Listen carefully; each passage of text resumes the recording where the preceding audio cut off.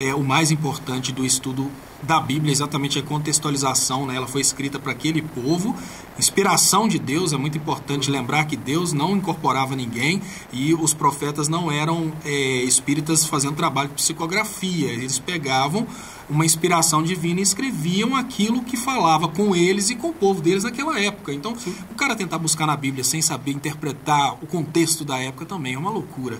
Mas tem uma pergunta muito interessante do Leandro aqui, que tem tudo a ver com a política atual. O grande problema da política atual, infelizmente, foi o fato do campo democrático ter ignorado o poder de dominação das igrejas. E o Leandro pergunta aqui, fala um pouco sobre as estratégias de dominação utilizadas pelas igrejas. Bom, quando a gente fala de igreja, a gente tem que saber separar, não é? Porque quando a gente fala assim, igrejas, dá a ideia de que toda igreja apoiou essa questão de partidarismo. Eu, por exemplo, na minha igreja, quando eu sempre sou convidado a palestrar na minha igreja, eu nunca pedi voto para nem ninguém, nem para Haddad, nem para Bolsonaro, nada, zero.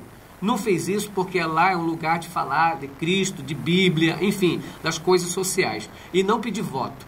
Eu achei erradíssimo o que fizeram utilizando do púlpito da igreja para ser um comício, para ser um palanque de pedir votos. Ou seja, igrejas cara de pau, igrejas que têm dono, porque igrejas, por exemplo, como presbiteriana, adventista, testemunha de Jeová, essas igrejas históricas não fizeram isso, porque não se alinham, elas não têm um dono, são instituições sérias, não é? Que não têm dono, então o dono não domina, são os ensinos que dominam.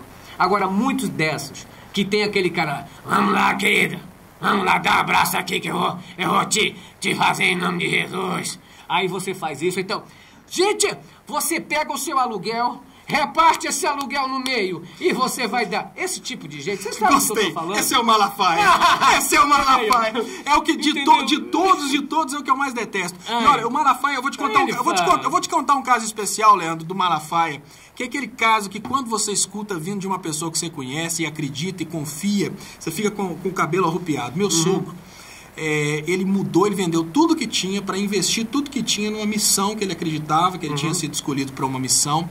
Aí ele foi pro interior do Brasil para não ganhar nada e lá eles criaram uma coisa que chamava uma missão do Clube dos 12, uma coisa assim. E aquilo estava apresentando a Bíblia para as pessoas e começou a desafiar os interesses do Malafaia. E Malafaia, com todo o poder dele, falou que o Clube dos 12 era do diabo. Aí naquela época, tudo que é contra ele é do diabo. Na época, olha o que aconteceu. O meu sogro, que vendeu tudo que tinha e foi embora para fazer um trabalho por amor, ele, além de ter perdido tudo que tinha, ele ainda recebeu perseguição judicial, que naquela época, ser do diabo, dava processo judicial. A juíza da cidade começou a perseguir o meu sogro, que estava fazendo um trabalho gratuito. Na verdade, as pessoas diziam, olha, como assim? Esse cara não está pedindo nada, não está cobrando dinheiro, está indo na casa das pessoas para fazer oração e tal. Começou a perseguir o meu sogro porque o Silas Malafaia começou a se sentir ameaçado e falou que o Clube dos 12 era do diabo. Não, esse cara, esse Silas Malafaia, e eu gosto muito de falar isso porque o Silas gosta de processar as pessoas. Eu queria muito que ele me processasse. Eu falo aqui, dentro do Brasil, um dos maiores representantes do anticristo é o Silas. Eu queria muito ter uma oportunidade dele me processar para eu provar na Bíblia que ele é completamente anticristo. Tudo que ele faz é contra os ensinamentos de Cristo e é o contexto do anticristo, né?